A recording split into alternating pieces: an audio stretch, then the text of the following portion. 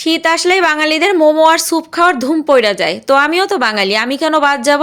আমি যেভাবে মোমোর এই স্টাফিংটা বানাই এটা খেতে ভীষণ মজার হয়। আর আমার রেসিপি ফলো করে যদি আপনারা এভাবে মোমোটা বানান, বিশ্বাস করেন ইনশাল্লাহ সবাই আপনার এই মোমোর ফ্যান হয়ে যাবে। রেসিপিটি শেয়ার করে টাইমলাইনে রেখে দিতে পারেন। যখন এই মোমোটা বানাবেন তখন ভিডিওটা দেখে ঝটপট কিন্তু বানিয়ে ফেলতে পারবেন। প্রথমেই মোমো খাওয়ার জন্য স্পেশাল একটা সস তৈরি করে নিব। তার জন্য একটা বাটিতে 1.5 চা চামচ নিয়েছি চিলি ফ্লেক্স, 1 চা চামচ লাল মরিচের গুঁড়া আর 1 চা চামচ নিয়েছি সাদা তিল। এখন গার্লিক অয়েল তৈরি করে নিব। তার জন্য একটা প্যানে 1/2 কাপ নিয়েছি সয়াবিন তেল আর এখানে একটা রসুন কুচি করে দিয়েছি। রসুনটা এরকম বাদামি কালার হলে আলাদা করে নিয়ে তেলটা সম্পূর্ণ এই মশলার ভিতরে দিয়ে দিয়েছি আর চামচ দিয়ে নেড়ে চেড়ে নিব। আর এই সসটা আরও বেশি মজাদার হওয়ার জন্য এখানে 2 টেবিল চামচ দিয়ে দিচ্ছি টমেটো সস আর 1 চা চামচ দিয়ে দিচ্ছি সয়া সস। সসটা রেডি হয়ে গিয়েছে। এখন এই সসের বাটিটা একটা সাইডে রেখে দিচ্ছি। একটা মিক্সিং বোলে 1.5 কাপ নিয়ে নিচ্ছি ময়দা, স্বাদ মতো লবণ আর 1 চা চামচ দিয়ে দিচ্ছি সয়াবিন তেল। এখন ফুটন্ত গরম পানি দিয়ে একটা ডো তৈরি করে নিব। 1.5 কাপ ময়দার জন্য এখানে আমার 1/2 কাপ পানি লেগেছে। ডোটা খুব ভালো করে মথে নিয়েছে আর এই ডোটা কিন্তু প্রথমে একটু টাইট করেই মথে নিতে হবে। ঢাকনা দিয়ে ঢেকে এটা রেস্টে রেখে দিলাম একটা সাইডে।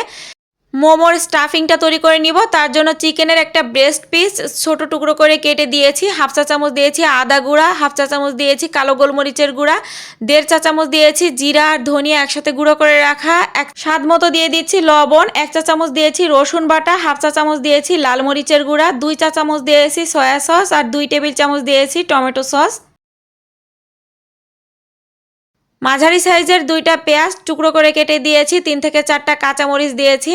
আমি এখানে ঝালটা আমার বাচ্চা খাবে সেই আন্দাজ করে দিয়েছি। আপনারা কেমন ঝাল খেতে পছন্দ করেন সেটা বুঝে শুনে এখানে অ্যাড করবেন। আর 1 মুঠ পরিমাণ এখানে ধনিয়া পাতা নিয়েছি। সব কিছু এখন একসাথে চপারে চপ করে নিব। তবে আপনারা চাইলে কিন্তু এই সব কিছু ব্লেন্ডারও ব্লেন্ড করে নিতে পারবেন। আবার চাইলে আপনারা কিন্তু একটা নাইফ দিয়ে এই সব কিছু একসাথে গ্রেট করে নিতে পারবেন। চিকেনের স্টাফিংটা একটা বাটিতে নিয়ে নিয়েছি আর 1/3 কাপের মতো সয়াবিন তেল খুব ভালো করে গরম করে নিয়েছি, সেটা সরাসরি চিকেনের ভিতরে দিয়ে দিয়েছি। আর একটা চামচ দিয়ে খুব ভালো করে সব কিছু একসাথে মিক্সড করে নিব। তো এই তো আমাদের চিকেনের স্টাফিংটা রেডি। আর এই চিকেন স্টাফিং দিয়ে মোমো তৈরি করলে এর স্বাদ কিন্তু অনেক বেশি আসে। এদিকে আমাদের ডোটা কিন্তু পারফেক্টভাবে সেট হয়ে গিয়েছে। আঙ্গুল দিয়ে এরকম প্রেস করে যদি দেখেন যে এটা ব্যাক আসতেছে না তাহলেই বুঝতে হবে যে ডোটা পারফেক্ট আছে। এখন এখান থেকে লেচি কেটে আমি এরকম বড় সাইজের রুটি তৈরি করে নিব। আর একটা স্টিলের গ্লাস দিয়ে এভাবে আমি শিটগুলো কেটে নিচ্ছি। তবে আপনারা আপনাদের হাতের কাছে যে কোনো কিছু দিয়ে কিন্তু এই শিটগুলো এভাবে কেটে নিতে পারেন। আর শিটটা কতটা পাতলা করেছি সেটা আমি আপনাদেরকে দেখিয়ে দিচ্ছি।